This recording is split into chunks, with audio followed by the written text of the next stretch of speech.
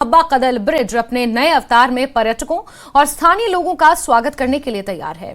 इस पुल के जीर्णोद्धार और साज सज्जा को अंतिम रूप दिया जा रहा है। आमिर अतर का कहना है कि विभाग का काम पूरा होने के करीब है। उन्होंने कहा कि कुछ ही दिनों में ये पुल हमारे पुराने शहर के केंद्र में आपकी मेजबानी के लिए तैयार हो जाएगा। ये पुल पर्यटन और गतिविधियों को शहर के सांस्कृतिक केंद्र में वापस लाने में महत्वपूर्ण भूमिका अदा करेगा।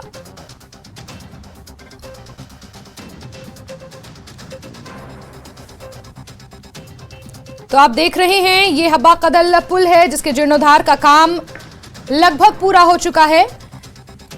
बहुत जल्द ये पर्यटकों के लिए और आम जनता की सुविधा के लिए इस पुल को खोल दिया जाएगा। एसएमसी कमिश्नर आमिर अतर खान ने कहा है कि बहुत जल्द कुछ ही दिनों में पुराने शहर के केंद्र में आपकी मेजबानी करने के लिए ये पुल तैयार होगा। इससे पहले हमने देखा था कि किस तरह से स्मार्ट सिटी के तहत कई नए काम कश्मीर घाटी में किए गए हैं, खासतौर पर श्रीनगर में किए गए हैं। चाहे झेलम रिवर फ्रंट की बात की जाए, वहां पर साज सज्जा की गई आम लोगों के लिए, वहां पर कई आकर्षण के केंद्र बनाए गए और अब ये हब्बा कदल पुल जो बहुत जल्द बनकर तैयार हो जाएगा और आम जनता के लिए और पर्यटकों के लिए मुख्य आकर्षण का केंद्र होगा, जो डाउनटाउन को श्रीनगर के कई इलाकों से जोड़ेगा। पर्यटकों के लिए खासतौर पर ये एक बड़ा आकर्षण का केंद्र रहने वाला है।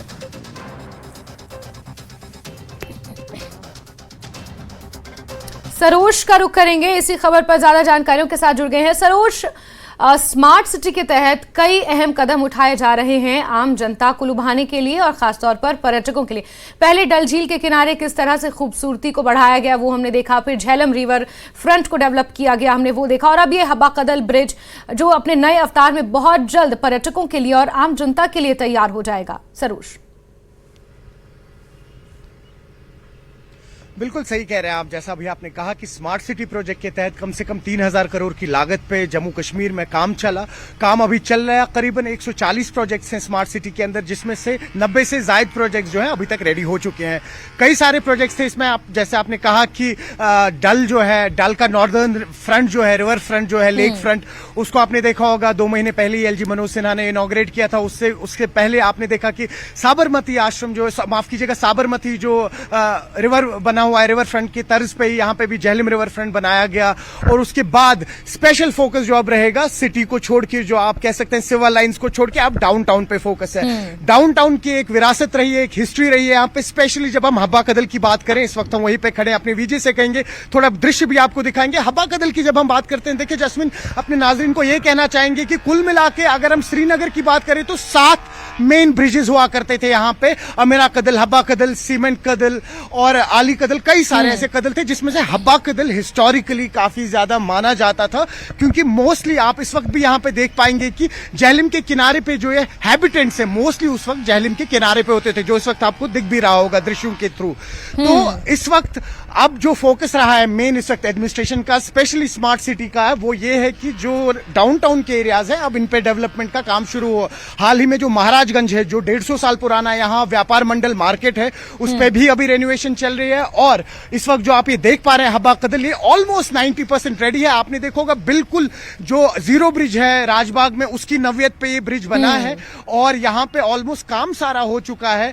पेंटिंग का कुछ फाइनल टचेस रह चुके हैं। आपने देखोगा आमिर अतर जो है एसएमसी के कमिश्नर, स्मार्ट सिटी के सीईओ, उन्होंने भी कल ट्वीट किया था। उन्होंने कहा था कि स्पेशली डाउनटाउन के लोगों को केटर करने के लिए हमने उनके लिए एक नई टूरिस्ट अट्रैक्शन बनाई है, क्योंकि अक्सर जो डाउनटाउन के लोग थे उनकी ये शिकायत रहती थी कि टूरिस्ट अट्रैक्शन उनके एरियाज में कोई नहीं है। और यहाँ के अक्सर जो लोग हैं वो अपनी फैमिलीज के साथ जीरो ब्रिज पे जाते थे, और वही उसी तर्ज पे एग्जैक्टली आप इस वक्त देख रहे होंगे। जब हम डिजाइन की बात करते हैं यहाँ पे, देखिए डिजाइन स्पेशली एक जो यहाँ की मोरक बनी है या जो यहाँ का आर्ट वर्क है, वो कश्मीर की ऑथेंटिसिटी जो है, जो ट्रेडिशनल यहाँ के स्ट्रक्चर्स होते हैं या डिजाइन होते हैं, उनको जहन में रखा गया है, उस हिसाब से बनाया गया है।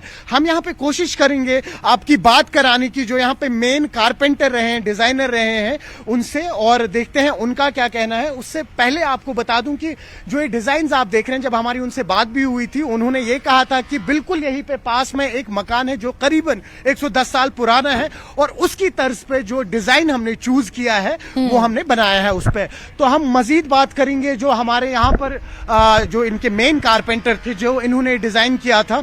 देखते हैं किस तरीके के चैलेंजेस आए उनको ये ब्रिज कंप्लीट करने में। आप जी। अपना नाम बताएं पहले हमें। अस्सलाम वालेकुम, मेरा नाम मुश्ताक अहमद। अच्छा मुश्ताक, ये बताएं कि आप मेन कारपेंटर रहे यहाँ पे, किस तरीके की चैलेंजेस आए और डिजाइन के बारे में बताइए पहले तो।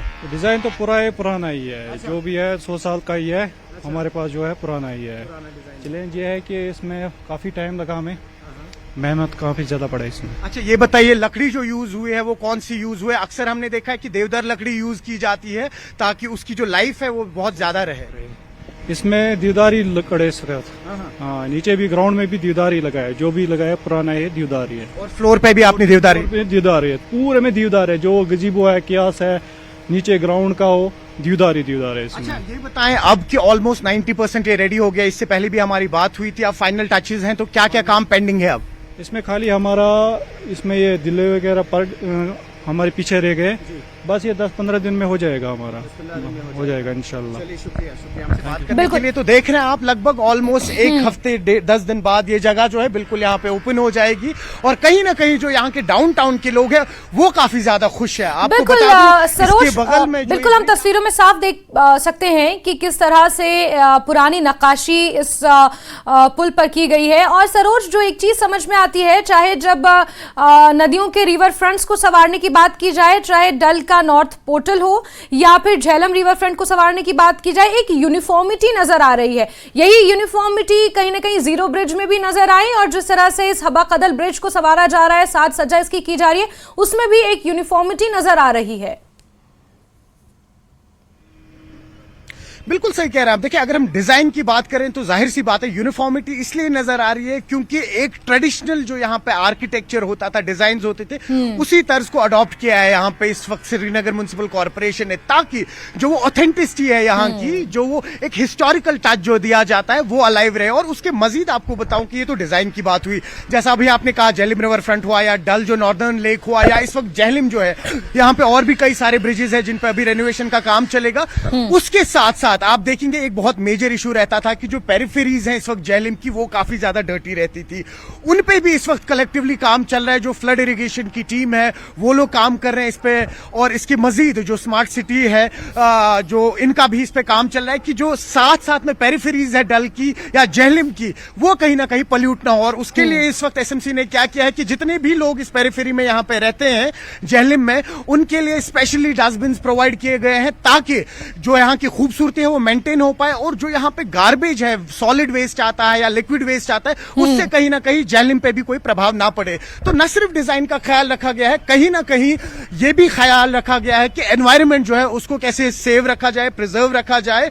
और जो मेन मोटिव था स्मार्ट सिटी बनाने के टाइम पे कि डिजाइन पे तो फोकस रहेगा ही रहेगा, एक ऑथेंटिसिटी पे जो फोकस रहेगा ही रहेगा, लेकिन कहीं ना कहीं जो गो ग्रीन का नारा है उसको हम कैसे कंसिडर करके उसके साथ चले और कहीं ना कहीं जो एक कार्बन एमिशन होता है कई इन प्रोजेक्ट्स की वजह से उनको भी कैसा कर्ब किया जाए। तो बहुत सिस्टमेटिक वे में काम हुआ है। अगर हम काम की बात करें, ग्राउंड रियलिटी की बात करें, अक्सर हम लोग ग्राउंड से रिपोर्ट कर रहे हैं और देख रहे हैं कि जो स्मार्ट सिटी के प्रोजेक्ट्स इस वक्त बन रहे हैं किस तरीके से ट्रांसपेरेंट तरीके में ये प्रोजेक्ट्स पे काम चल रहा है और लोगों के लिए कितना बेनिफिशियल है। देखिए कितने सारे लोगों को एम्प्लॉयमेंट मिली और एक फ्यूचर प्लान इसका ये भी है इस वक्त की दोनों तरफ से इस ब्रिज के एक रेस्टोरेंट्स बनेंगे, ओपन रेस्टोरेंट्स बनेंगे। और वो जो रेस्टोरेंट्स है ऐसा सुनने में भी आया कि कहीं ना कहीं लोकल्स को वो कॉन्ट्रैक्ट दिया जाएगा, ताकि आपको बताऊं कि ये वही डाउनटाउन है जो एक टाइम पे पत्थरबाजों के लिए मशहूर होता था और आज यही यंगस्टर्स जो हैं ये कहीं ना कहीं अपना रोजगार जो ढूंढ रहे हैं, तो इनको कैसे अकोमोडेट करेगी एडमिनिस्ट्रेशन, उसके बारे में भी सोचा गया है। बिल्कुल सरोज, ये कुछ बदलाव हैं जो